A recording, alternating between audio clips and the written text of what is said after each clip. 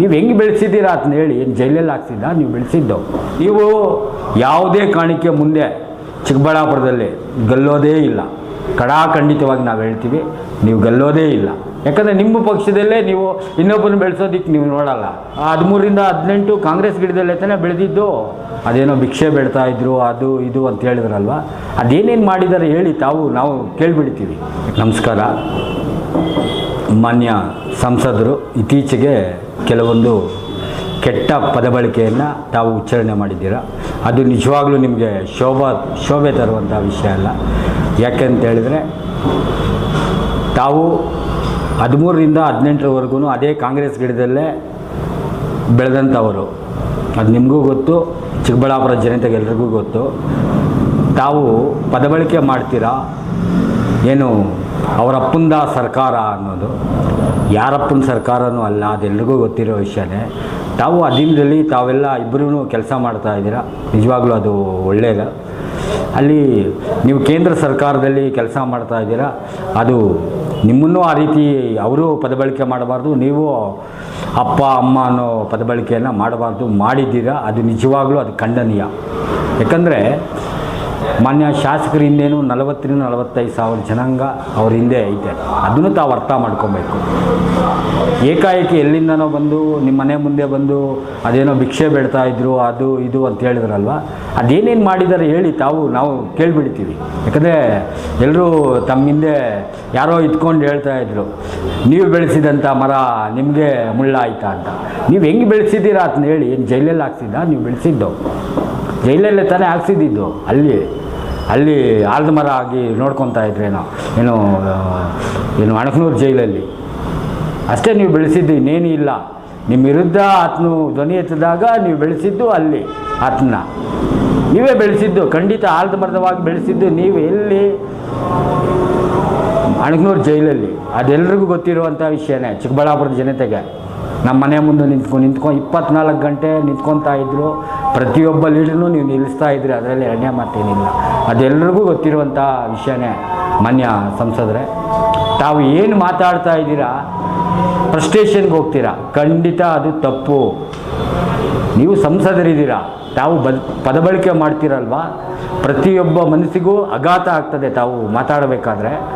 ಏನು ಈ ರೀತಿ ಸಂಸದರು ಮಾತಾಡ್ತಾ ಇದ್ದಾರೆ ಅಂದ್ಬಿಟ್ಟು ಯಾಕೆ ಫ್ರಸ್ಟ್ರೇಷನ್ಗೆ ಹೋಗ್ತೀರಾ? ನೀವು 13ರಿಂದ 18 ಕಾಂಗ್ರೆಸ್ ಗಿಡದಲ್ಲೇ ತಾನೇ ಬೆಳೆದಿದ್ದು.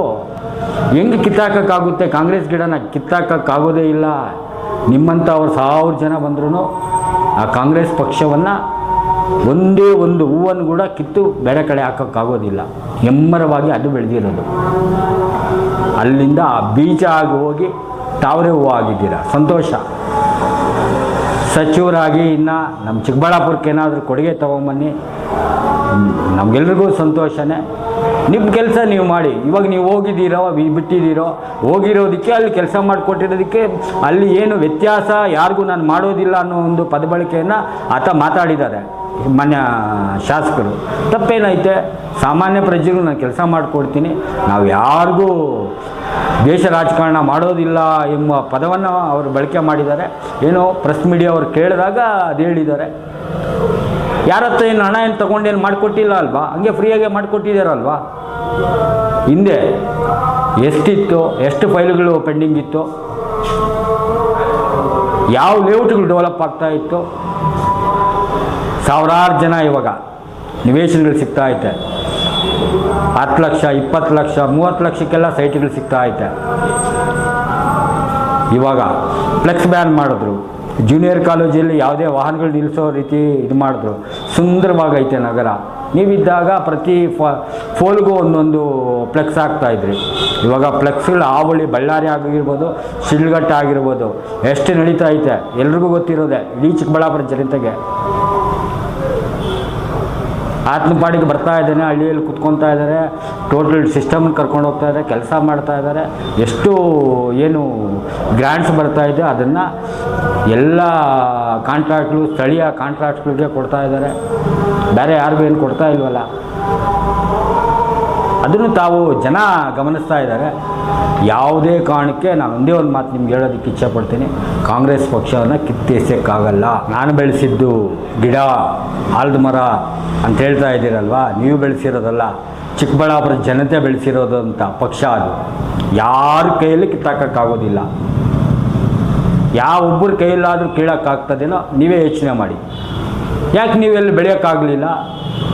ಆಗಲ್ಲ, ನಿಮ್ಮನ್ನೇ ಕಿತ್ತು ಹೆಸರು ಬಿಸಾಕಿದ್ರು ಜನ. ಅದು ನೀವು ಅರ್ಥ ಮಾಡ್ಕೊಬೇಕು.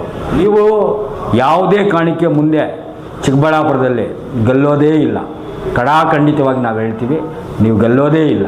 ಯಾಕಂದರೆ ನಿಮ್ಮ ಪಕ್ಷದಲ್ಲೇ ನೀವು ಇನ್ನೊಬ್ಬರನ್ನ ಬೆಳೆಸೋದಕ್ಕೆ ನೀವು ನೋಡಲ್ಲ.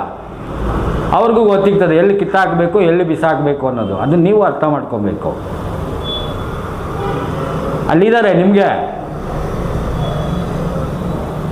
ನಿಮ್ಮ ಮರದಲ್ಲೇ ರೆಂಬೆಗಳು ಅಕ್ಕಪಕ್ಕ ಬೆಳೀತಾ ಹೋಗ್ತಾ ಐತೆ. ಎಲ್ಲೆಲ್ಲಿ ಕಟ್ ಮಾಡಬೇಕು, ಯಾವ್ಯಾವ ಬೇರ್ನ ಅಂದ್ಬಿಟ್ಟು ಅದನ್ನು ಫಸ್ಟ್ ಅರ್ಥ ಮಾಡ್ಕೊಳ್ಳಿ.